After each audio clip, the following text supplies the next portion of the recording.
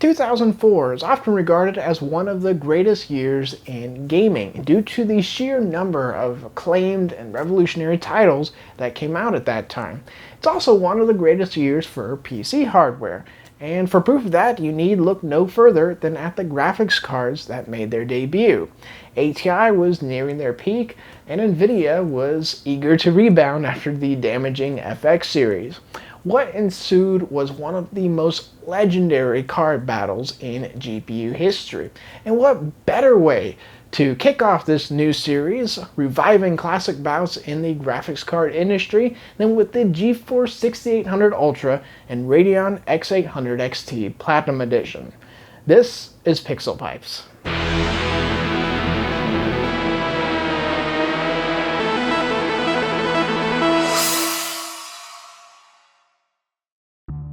On April 14, 2004, Nvidia debuted their GeForce 6800 series, with the 6800 Ultra at the top of the heap. It was their first true response to the threat of ATI's newest architecture, initially unveiled in 2002, which had caught them and their FX series products completely off guard. It was designed from the ground up to both fix all the weaknesses of the FX series and also double down on the good parts of it that centered around cinematic 128-bit studio quality color rendering. Architecturally, it was a dramatic leap up. For the first time, Nvidia would leave behind the stable 4-pipe architecture of the GeForce family in favor of a wider setup, increasing the count to 16 pipes. They also doubled the math processing capabilities of each of those pipes, and in special cases, Nvidia claimed that the pixel shading performance could go up to 8 times faster than their previous GPU. In a way, it was acknowledgement that ATI had been right all along about the direction of the future of PC graphics hardware. Nvidia's new NV40 chip promised to not only catch up to ATI's performance, but potentially double it. ATI, however, was prepping a heavy weapons arsenal of their own. May the 4th, eventually known as Star Wars Day several years later, would be the moment when ATI would show its first major advancement over their R300 architecture. The Radeon X800 series would launch with the premium X800 XT Platinum Edition at the flagship position, a card that not only matched the 16 pipes of the 6800 Ultra, but upped the clock speed to 520 MHz over its peak 425 MHz core clock, a figure that promised higher fill rates and more pixel shader operations. Nvidia would later produce a much rarer 6800 Ultra Extreme Edition at 450 MHz core and 1200 MHz memory, providing only a modest boost. On paper, the X800 XT was already faster than the 6800 Ultra, but it had one other trick up its sleeve. Nvidia's new chip had an unfortunate hereditary trait carried over from the FX architecture, causing one of its shader ALUs to share functionality with the texture unit in each pipe. In most cases, this meant that the chip could not perform at peak shader performance if it also had to perform a texture operation. ATI's chip had no such limitation.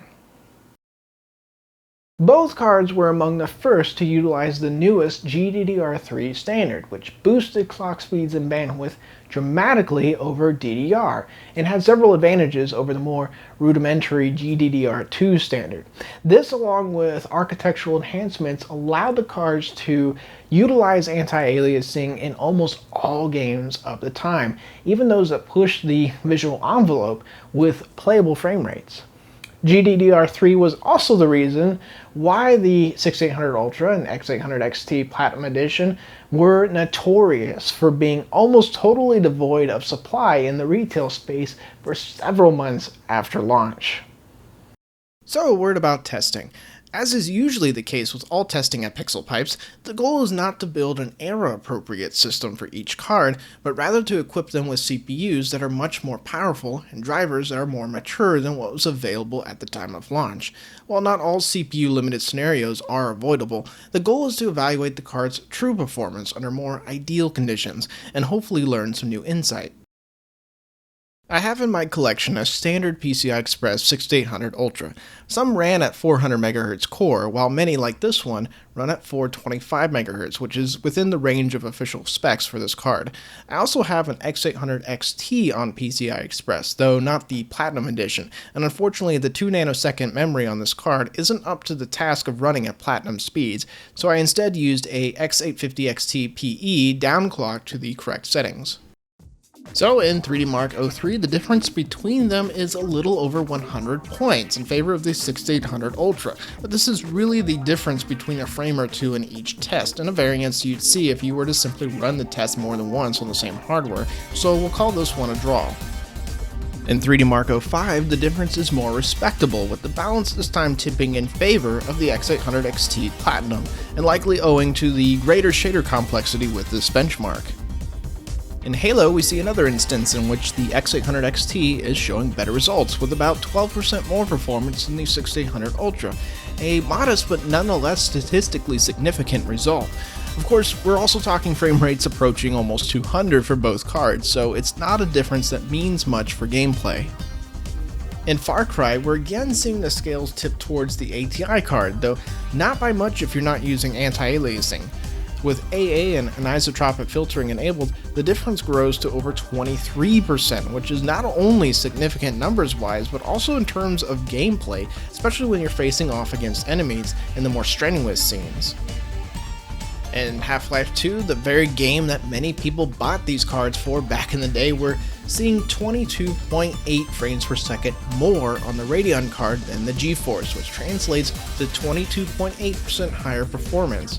This is of course with AA and AF enabled, the only way in which you'd want to play this game. Lastly, we have Doom 3, another game that made the PC hardware industry a lot of money. It's a bit of a mixed bag, as both cards pull off very high frame rates without anti-aliasing at my standard 1280x1024 resolution, slightly in favor of the 6800 Ultra and its Ultra Shadow technology. But the bars here are a little misleading until you look closer, as once you enable AA and AF, the X800 XT overcomes the 6800's optimizations and pulls out a very slight lead by about 5 frames. The game is very playable on either card with these settings, but at a decent resolution, anti-aliasing isn't as noticeable in the dark corridors of Doom 3, so you'd be justified for leaving it off. So what can we learn by going back and revisiting this classic match-off between these titans of 2004?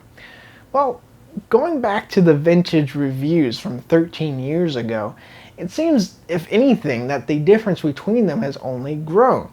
The X800 XT Platinum Edition was already often the faster card, especially when using anti-aliasing.